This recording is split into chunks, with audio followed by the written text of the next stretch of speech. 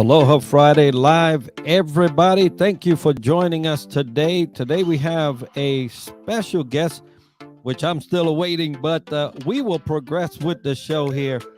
There's a couple of things that I want to cover before we get into this interview with Tom Doherty Jr.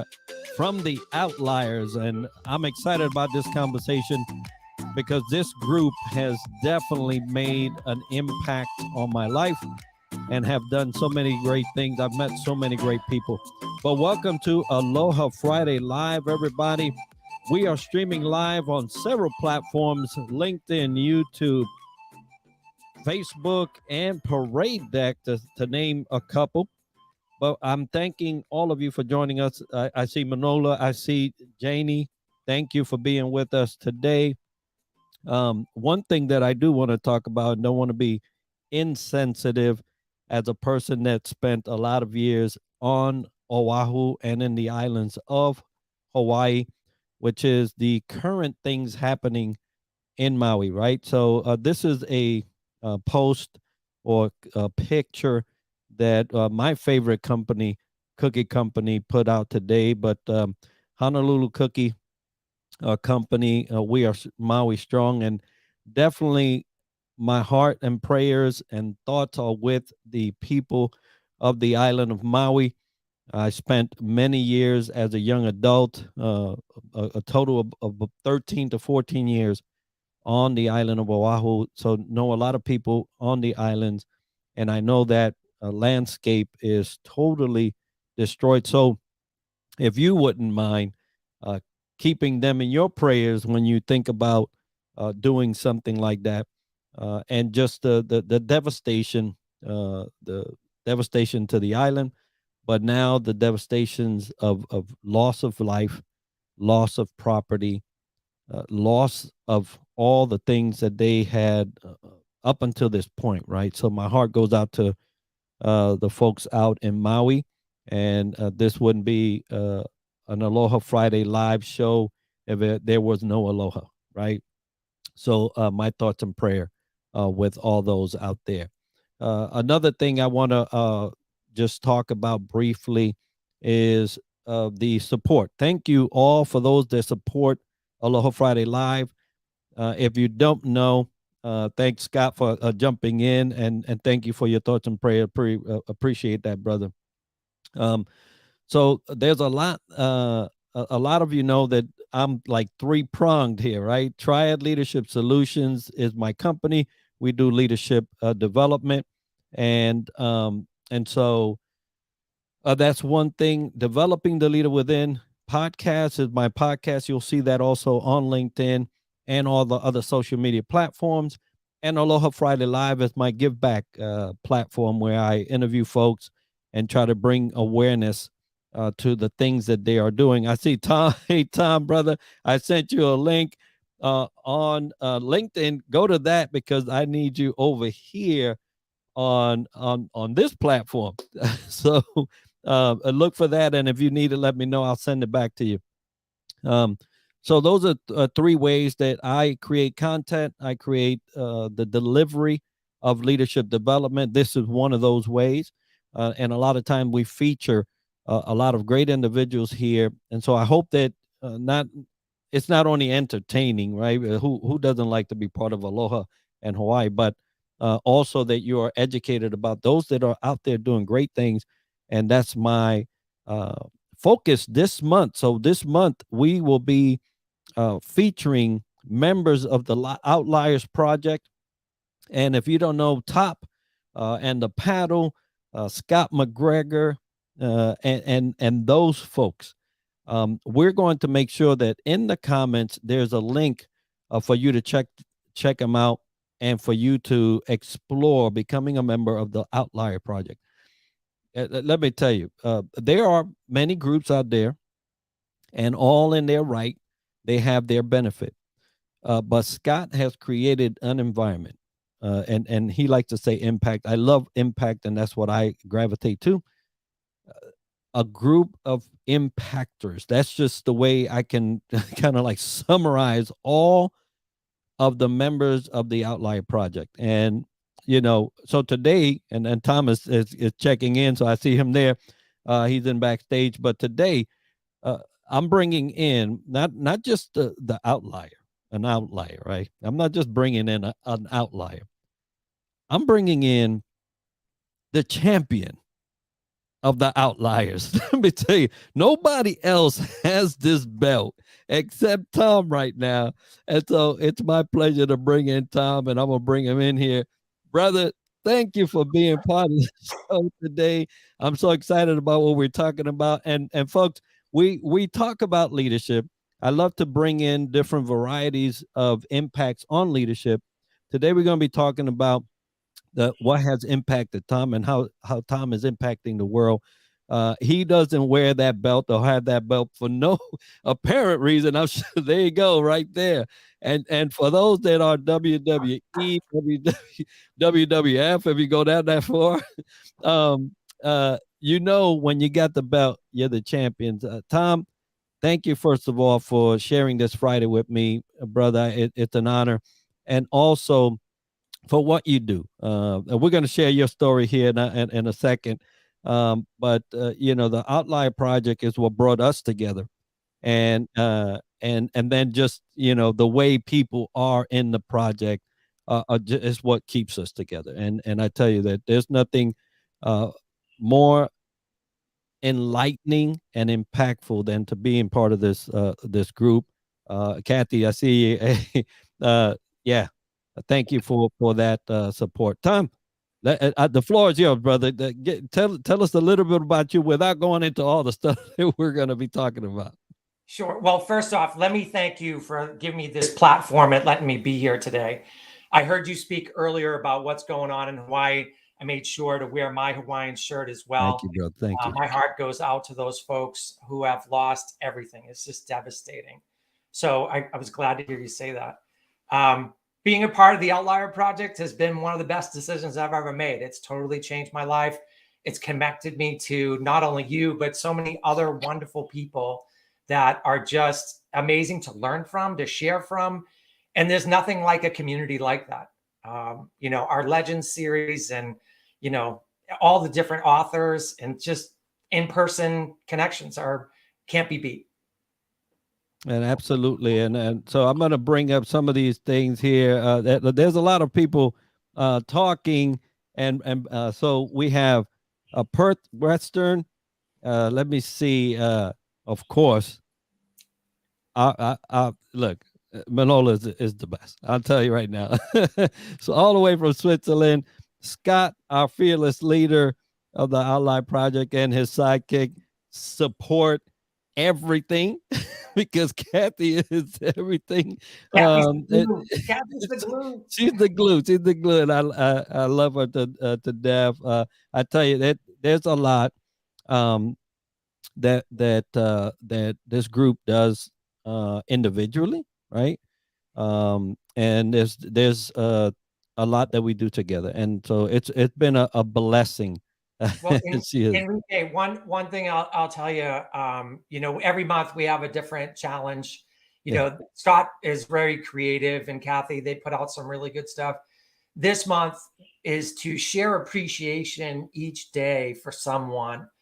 And can I just tell you, I got some voice messages from Manola the other day that, when you're having some different challenges and you're looking at things, but you get a voice message of appreciation and support and just connection like that. Yep. My whole day went 180 degrees in the other direction because of that. And there's no better feeling. So thank you, Manola. Yeah, she is the best at it. I constantly we have this meteorological connection. She lives in the capital of thunderstorms, I guess, in that area, right? And hey, we did not forget about you. I mentioned you earlier, so thank you for being with us. Australia, hey, that's early morning for them over there, and we appreciate you being with us today. So Tom, we're going to be talking about leadership, the impacts of the things that we do. But I love your story and we was talking yesterday. We was talking about a little bit about this. Leadership is something that is always around us. There is somebody leading some effort, whatever it may be, and yet there is sometimes there's so little impact from having so many leaders around us. You would think that we would all be where we need to be. Right? You would think so. You would think that we would run into somebody that would inspire us so much all the time that we're just at the very best of what we do. Yet it doesn't happen. It usually comes with a lot of pain, a lot of effort, a lot of fight. And it's always interesting to me, with all the many books that have been written and with all the thousands of leaders that there are in the world, that we're not on a consistent basis becoming and being the best person and version of us that we can be, right? So you shared a story that really touched me yesterday, when we're talking about your trajectory and how you got to, college. But before we get there, just tell us about your life. Tell us about that section that has brought you to where you are. Yeah, I think, we all need coaches and leaders, and we need people in our lives. No one makes it alone. No one ever gets there alone. And you don't need a title to lead. A lot of people get confused about that they've got to have the title. It really is about your behavior and how you treat people. So for me, as a young child, I grew up with two teenage parents. My parents were struggling financially, work-wise, and there was all kinds of life challenges going on. So, I think we all have choices to make. You can either stay in that cycle and be part of that problem, or you can make a choice to go in a different direction. Now, a lot of people think it's extreme that you make that choice in fifth grade. I made a choice in fifth grade that I was in the wrong movie. I don't want to do this. I don't want my life to be this way. And I made a conscious decision at that point to set my own alarm, to make my own lunch, and to go to school an hour early every day and make sure that I wasn't going to fall into that same pattern. And I had a teacher that literally just plain as day said, look, you're smart and talented, but if you're not here, you can't be effective. And he said, if you're not here, I'm going to make sure you get kept back.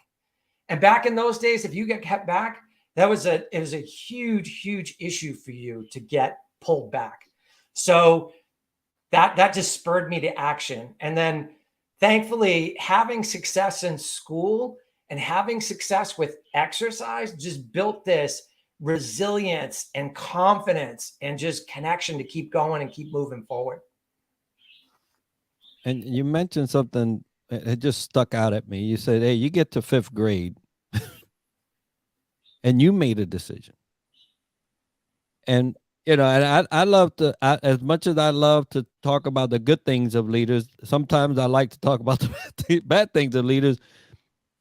You went through 5 grades and you had to come to a decision as a young kid to say, this is no longer suitable for me. It doesn't feed me what I know I need, and I'm going to have to make some choices here. And then you made that choice, and now you stumbled on, right? This man comes, this leader comes and says, hey, I see what you got, but it's not going to get you over there, right? It's probably going to keep you right here. So, I look at that time span of your childhood, and I'm like, where were those type of men? Where? Along that whole path that certainly saw what was going on, right? You see, but a lot of times it's timing. A lot of times it's just that You know, the way I say, God orchestrates, I'm going to need you over here, but it's going to take 5 grades, right? To get you to bump into Tom, because I need him to go a certain way. How impactful was that, and where did that push you? It was extremely impactful because I mean, it motivated me for a space of fear, right? I think, like I said, back in those days, if you got kept back, it was like this just red marker on you or this stain. Yeah. And, having that push and then hearing those issues, and my grandmothers, my nanas, my Nana Pearl, my Nana Rita were so impactful in that time as well. So when they started to see that I was taking this action and getting the grades, I felt like they got more engaged as well. Yes. And, like having somebody had mentioned the other day in one of my posts that I had hit the Nana lottery. I definitely did. Wow. And if it wasn't for their strength and their, embrace, I definitely wouldn't be where I am today without them. And my parents tried really, really hard. I mean, if you can think about it, my dad was 17 when he got my mother pregnant. He was a high school dropout. And, it was a challenging time. Now, I'm not saying that gives him a free pass. I'm just saying that, life is challenging and we all react in different ways. Yes. And, my mom, 17, right? That's where I came. Definitely not expected, probably. But I understand the position of a young adult, a young, still teen adult, having children, and then the peculiar position that puts them in, outside of just the body going through whatever changes there, and now their mental situation changing, because now there's a baby coming. Yeah. And there was chaos for all of us, right? I mean, we couldn't make the rent, so we bounced around a lot.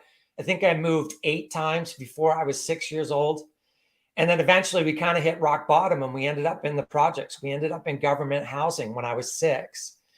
And I remember my welcome to the projects. I was 6 years old. I met a kid on the 2nd floor who was a little bit older than me at 11. And he welcomed me with punching me in the face. That was how my start was. And that whole first year, from 2nd grade to 3rd grade, I got beat up every day. That was my welcome to government housing. So that chaos just continued. And then finally, my father got sick of it. And he said, listen, we're going to roll you in boxing class because this can't continue, right? Like this is just out of control. And the only thing, I didn't care about going to boxing class. All I was happy was that somebody was going to come pick me up from school, because literally at 2:15 every day, I'm looking at the clock thinking, what exit can I go out today? What route can I get to avoid these people? And what can I do? So there's always that scramble. And then I heard someone's going to pick me up from school and I'm going to go somewhere. So I was so happy to do that. And it was like the best 6 months ever of not only, getting physically engaged and training and getting that confidence, but then not getting beat up every day. It was great. I had my first fight. My dad came. It was great. I had won. My dad was super proud. It was a big moment. And then he went home and bragged to my mother. He had my mother come to the 2nd fight. And I knocked this kid through the ropes, knocked off his headgear. My mother stormed out. My mother was so upset. And we drove home that day. And she said, absolutely not. Tommy's not going to be a fighter. I want him out of this program. And all I heard was, oh, no, I got to walk home from school. And isn't that amazing? So for those that are parents out there, and you have children, the conversation speaks differently. So figure out as parents, what it is that you want for your child, but more importantly, what your child needs. Because I'm sure if she knew, she's like, yeah, no, Tom is staying. Right? Tom is staying. And he's gonna get good at this thing. But it's interesting, those two things, right? Same comments, different perspective. Yeah. Well, thankfully, those 6 months gave me enough of a foundation. I remember going to my dad after my mom wasn't there, and I said, "What am I going to do tomorrow?" And he said, what are you talking about? You've been in boxing school for the last 6 months. You've learned something. You'll be fine." I said, "Dad, they don't come like one-on-one. You usually get 8, 9, 10 kids at a time." And he said, "Tommy, it's easy. Pick the big one.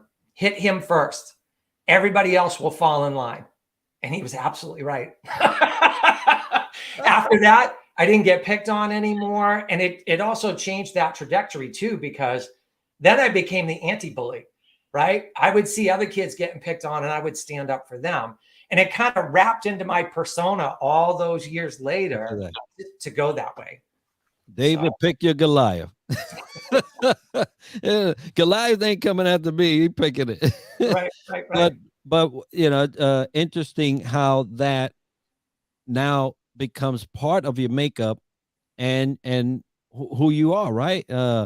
You're champ. You know, you're wearing that belt because you are a champion, right? We all recognize that. That's why you have that. And so your life has been very dynamic, right? It's been going from one thing to another.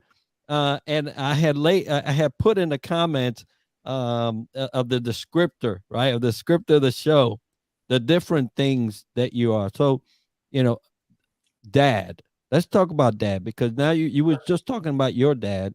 Yeah. How did that help you formulate that role for yourself? Yeah, for me, my dad ended up leaving. He disappeared when I was 9 years old. He got in some trouble with the law. He was becoming super abusive to my mother, and he took off to escape the heat out to California. He took off for the West Coast. Back then, you get away with that. They couldn't track you as easily. And, that really changed my whole life, because that following year, he got back in touch. And he arranged for me to come out to California with my cousins and my grandmother and my aunt and my uncle.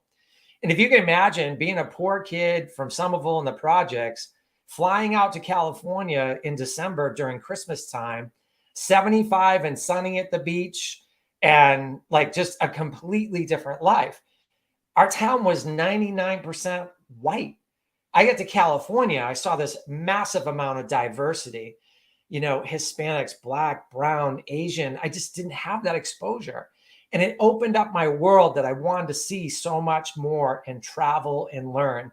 I earned the nickname in high school, the diplomat, because I could get along with kids from all over the city through sports and through just being curious. So my father gave me that gift. As many challenges and as many hard things, those are the gifts that I look at. He gave me the gift of travel, and he gave me that gift of diversity.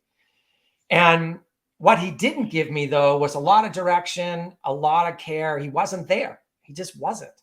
So I was always looking for like a father figure, and I was always looking for that kind of support. And thankfully in high school, I got a guardian angel. My high school biology teacher became a mentor, took me under his wing. And I'm proud to say that Scott has given me the opportunity to write a chapter in the Gratitude Standing O series. And it's dedicated to Mr. Spencer, because he made such an impact on me. And he made me be the father I am because of the way that he treated me like a son in high school. And when I finally had children, I remember the first time I ever held my son. I remember for the first moment learning right at that moment that I would die for another human being. That's how strong that connection was. And I'm so proud that my boys are, doing so well and are so engaged. And they've been like the best. It's been the best part of my life, is being a dad. I think it's the best role ever. I agree. And touching that, we spoke about that first person that impacted, albeit by fear, right? This is what's going to happen.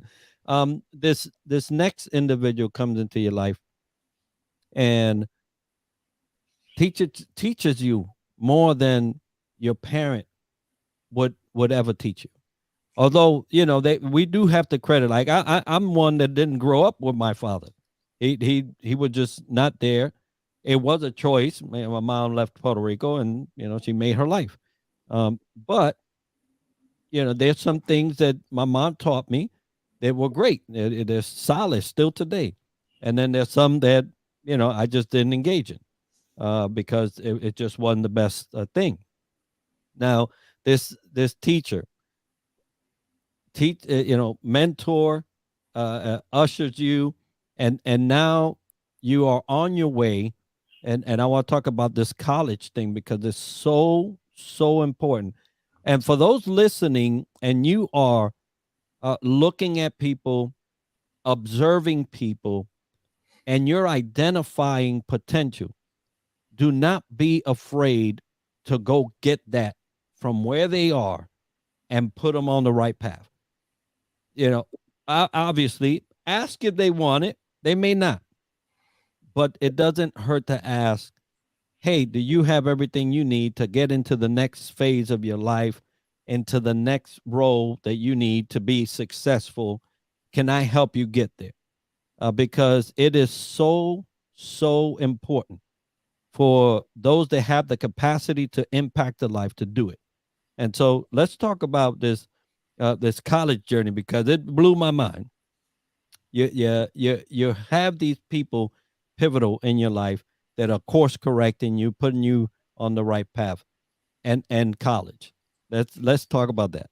Yeah. So I didn't have the money to go to college. I had been bouncing around as a teenager. Things had got much more challenging at home.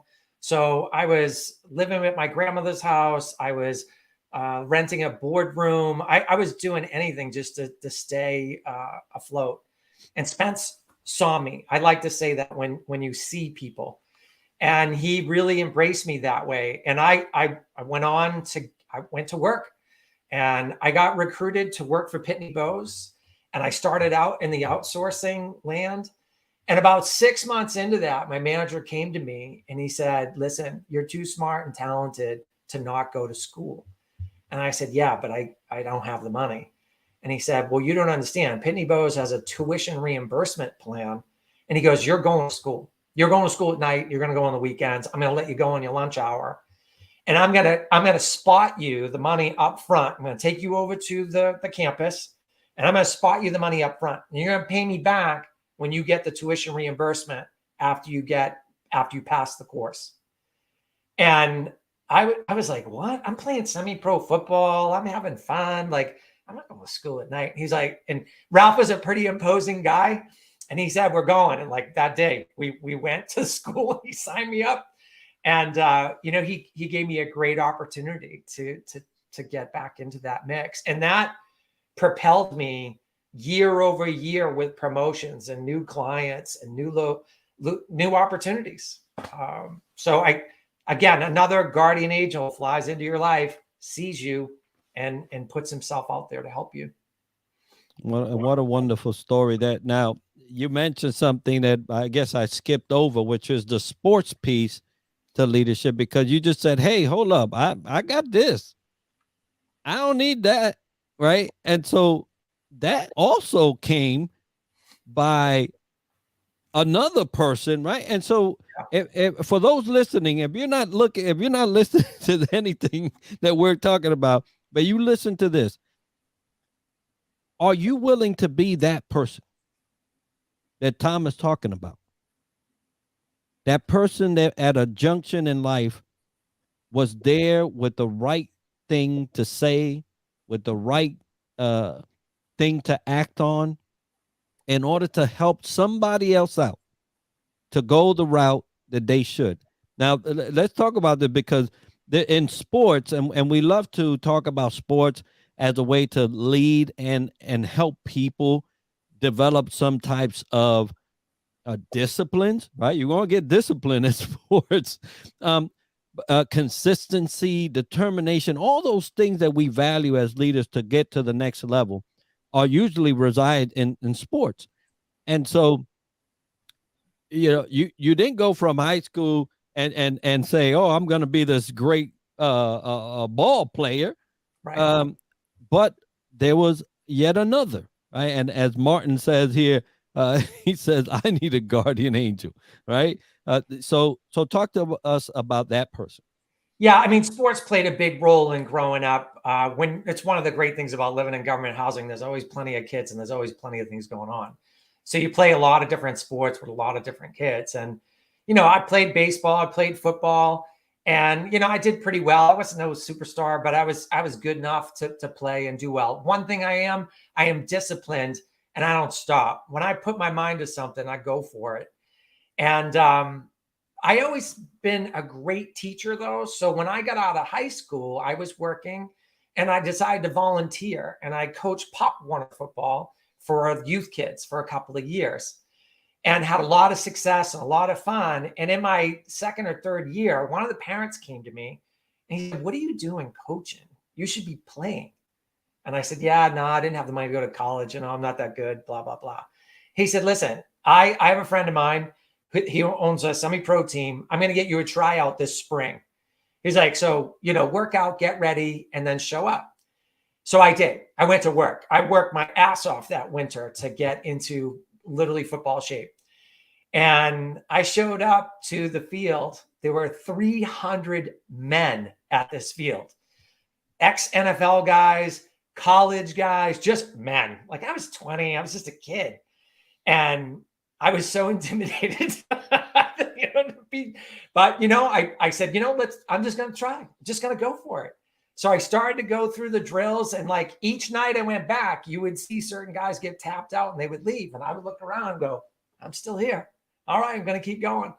And eventually I made the team. I ended up starting on special teams my first few weeks, had some really good plays. And then I ended up becoming a starter. I played corner and safety for them for 4 years. So it's pretty proud just to show up and not give up, right? And isn't that amazing? Every time you tell a story, Tom, it's like, "No, I don't need that." "Yes, you do." "No, I'm good." "No, we going." and there's so many times in our lives as just individuals that this great thing is waiting. It's just waiting. And we will talk our way out of it, right? If we don't have those people there to saying, "No, I know what you like, but I'm going to tell you what you need. So let's go that way." And so, football definitely and sports provided a good foundation. You already had that experience as a child, right? Trying to, hey, this gets you enough. You're building a foundation throughout your life. And now you get to go to college, which was something that you couldn't do had you not had this manager say, "This is for you, and we're going." And yeah, it springboarded my career because I got these opportunities through outsourcing. The other thing, because I had come out to California and I was interested in seeing more of the world, when opportunities came up, I had great success at Hewlett Packard. I had done some national things for them, and we had a lot of great things. And someone came and said, "Hey, how would you like to move to Seattle and be part of our team up in the Northwest and get us started up there?" I was like, "Well, what does that look like?" And they're like, "Oh, we'll pay to relocate you. We'll do this, we'll do that." And I said, okay, that opportunity wasn't available in Boston. So I went ahead and I moved to Seattle. I took my young family out there. They relocated us and I went to work. I worked at Microsoft for 2 years. You talk about an amazing experience. I wouldn't have got that if I wasn't willing to try. And I got so much criticism. I got so much blowback from family and friends. They're like, "What are you doing? You're going to move 3,000 miles away. What if it doesn't work out?" And I was like, "I'll move back." If it doesn't work out, just move back. It's not that hard, but they saw it differently. So no, and usually those that are not part of the process will see it in a different way. You just have to be certain that it's a way for you, right? And not many people. Look, I'll tell you, this last week has been quite challenging, but I had an opportunity and I said, "Hey, let me go for it."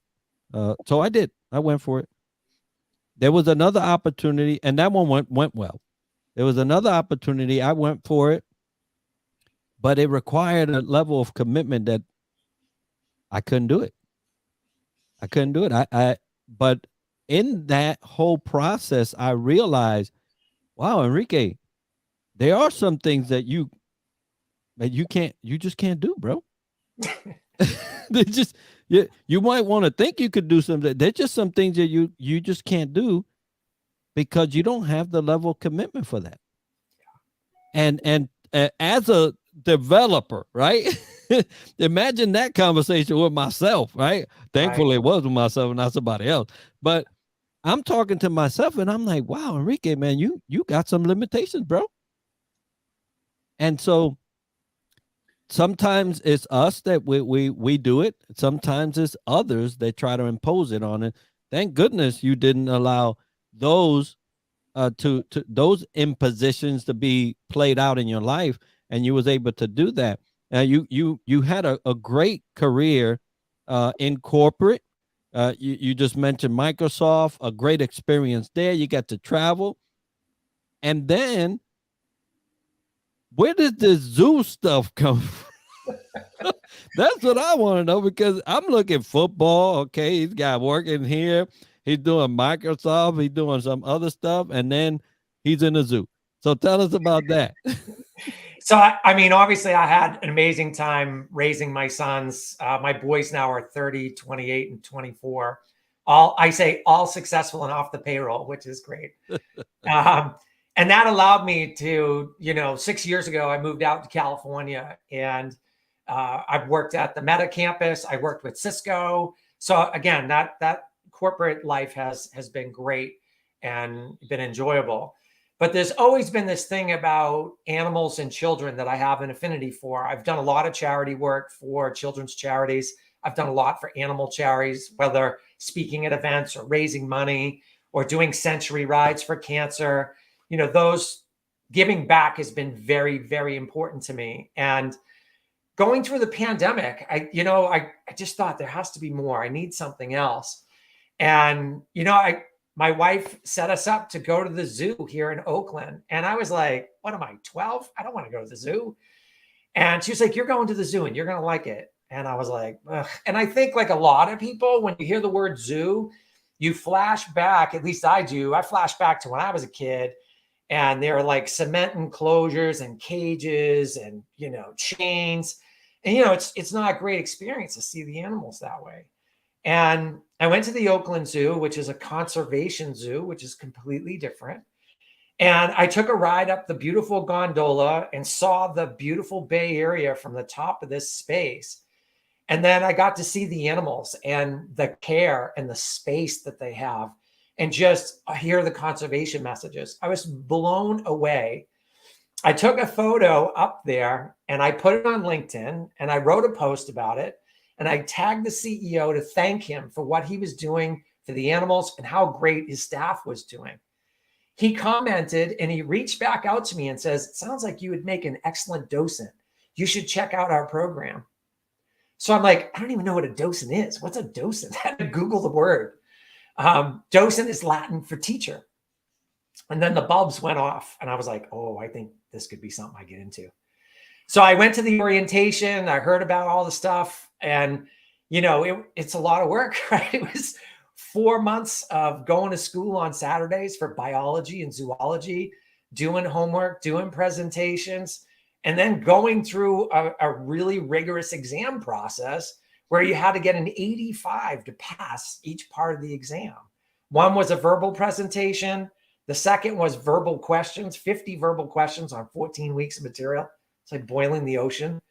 And, 200 written questions to volunteer. So I'm grateful that I passed and I'm in, because now that I'm in the club, it's amazing. I love it. I'm actually, after this, I'm going to the zoo this morning. Well, I tell you, look, I got a picture of this man achieving exactly what he just described. There's no happier person right here than Tom in this picture. But what a commitment, right? You talk about, hey, this is volunteer. Folks, volunteer is not a cakewalk or a walk in the park. Some volunteer efforts require mastery. because although you are, not on payroll for the organization, you still represent them, right? You still have to speak their language and appropriately. And so I'm glad they do have that type of qualification process. But yet another angel, right? Hey, we got this thing. How about it? And it's just wonderful to see, Tom, in your life, how opportunities have come to steer you in the right direction, right? And many folks that are listening may be in that, may be in not the right direction. They're looking for or hoping for that somebody to come out of the woodworks and give them the edge and the guidance they need to get to where they should be. And it's we're both fortunate that way. I know I would not be where I am without those pivotal people that were in my life at a time that I needed them most, even if I was not willing to kind of say that I did, right? Sometimes, even in poor conditions, we're so proud sometimes to say, nah, I'm good. I got it under control, knowing good and well we need it. So yeah, it's advice I give a lot of people on my teams. The career angel isn't going to land on your shoulder and get you promoted. You need to do the work, right? You need to get involved. And, sometimes you're going to need that guidance and people to push you in that direction. And I go back to that same thing, see people where they are. Part of the success I've had in the corporate environment is I don't just care about you 8 hours a day when you come to work. I care about you 24 hours a day. How do we maximize everything that's going on? Life is hard. It will never be easy. And we all have challenges. So if you can be empathetic, you can listen and you can feel those issues for people. It's been such, it feels so good to do good and to see people succeed. That's the thrive. That's the juice for me. And it should be for all true leaders, right? That should be the fuel behind what you do, to see somebody else succeed, even if it's not for you, right? Because a lot of times we're leading people and they get to surpass us. That's the good thing. When they get to surpass us, you've done it well. You've given them enough to surpass your capabilities, and that's always a good thing. And Manola says, "Hey, Wednesdays, Wildlife Wednesdays. I tell you, there's a lot." And we were talking about the Outlier Project, and I'm going to put this up now, right? If you want to join, to be part of these online events and more, you can go to the outlierproject.co. And I know Kathy would be plumb happy to see folks join and become part of this movement, right? It's an impact movement, and that's what we're in. Tom, I appreciate not only what you had to go through, and I know as a person that shared some similar background, it was not easy. It wasn't easy. But look, we're here, brother. We're here, right? And thank the good Lord and all those pivotal people that were in our lives to help us get to where we are. It definitely wouldn't have happened without them. And so I'm appreciative. So now you're doing this thing. You're going to the zoo here shortly, and there are leaders out there, and even young people, young professionals that may say, "Wow, that's where I'm at." If they wanted to reach out, if they wanted to chat, if they wanted to follow you, how would they do that, and where would you direct them to? Yeah, the best platform for me is here on LinkedIn. You can find me on LinkedIn pretty easily. The other thing you can find me by is a hashtag I created years ago. It's hashtag born, the number 2 matter. I came up with the Born to Matter hashtag in my 20s and in my managerial career. People would always say to me, you're the best manager, the best leader I ever had. And I always took it with a grain of salt, right? Because what are you supposed to tell your boss? You're terrible. You're awful at what you do. And then in my 30s, I started to listen to that message. And I would say, well, why? Why do you think I'm the best leader? Why do you think I'm the best manager? And over, I heard, you treat me like I matter. You treat me like you care. You're authentic. And it got me thinking, and I came up with that born to matter piece, which is we're all born to matter. We hit the birth lottery, right? You're 400 trillion to 1 is your chances of being born. You hit the birth lottery. You were born to matter, and you have gifts to share with the world. Don't let anybody tell you you don't. And sometimes you need someone to see you to bring that gift out. But anytime you're being bullied, put down, pushed down, remember, you have gifts to share with the world. Don't let that pull you down. Amen and amen to that. Scott says, hey, right, in October, there's an event. I wish I could go. but there's an event that's sold out, right? Sold out, but maybe next year, folks. But Born to Matter, it does beg to consider, folks, that we are here and we fought the odds, right? What are the odds that this person is alive? And it's astronomical. It's astronomical. So imagine that. You defeated everybody that was on the candidacy platform. You succeeded. You're here. And I know life is hard. And I know that there are humans that have children that are not ready for it. And I know that they're in situations that are not ideal for kids.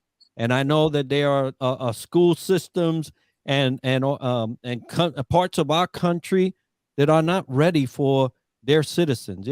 We know all that. It happens. It is happening. But you still matter.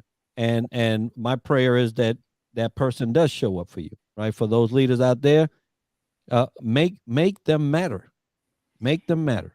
And part of the reason I came up with that born to matter too, Enrique, and I'm not sure you're aware of this, but in my 30s, both my parents took their own lives. I was 32 when my dad took his own life, and I was 38 when my mother took her own life. And I can tell you, it was absolutely soul crushing and just so hard to learn that you're going to be the patriarch of the family in your 30s. And it was so painful because you're so good at helping others, but I couldn't help the two people that I love the most. And that born to matter thing, that took on a new meaning and a new life, right? Is that I see you, I have empathy for you, and I can have that connection to those types of things. So really that born to matter thing is deep. Yeah. It really is deep. Yeah, for sure. Folks, thank you so much for being with us. The Outlier Project is my focus here in the month of August. I believe the first week of September is the last time we'll have a member. But for the next 4 Fridays, we'll be highlighting Outlier Project members, individuals and professionals that are across our nation doing great things. Tom, thank you so much for sharing your life with us today, brother. I wish you a good time at the zoo, bro. I might change my weekend plans and find my way to the zoo myself. There you go.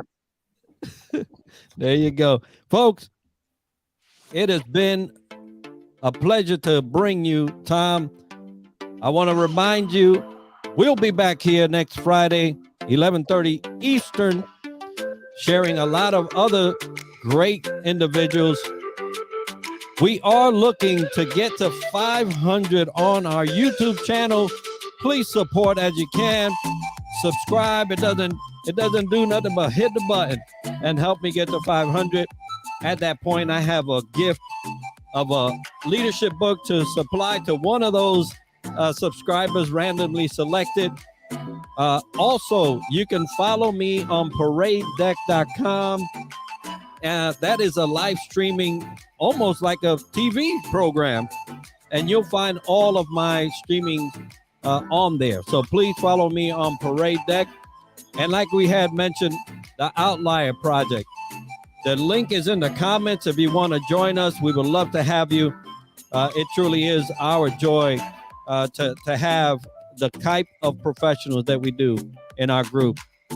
Folks, Aloha Friday. Mahalo for being with us. Remember Hawaii in your thoughts and prayers as they are in a recovery mode right now. And aloha to all of you. We will see each other again next Friday on Aloha Friday Live.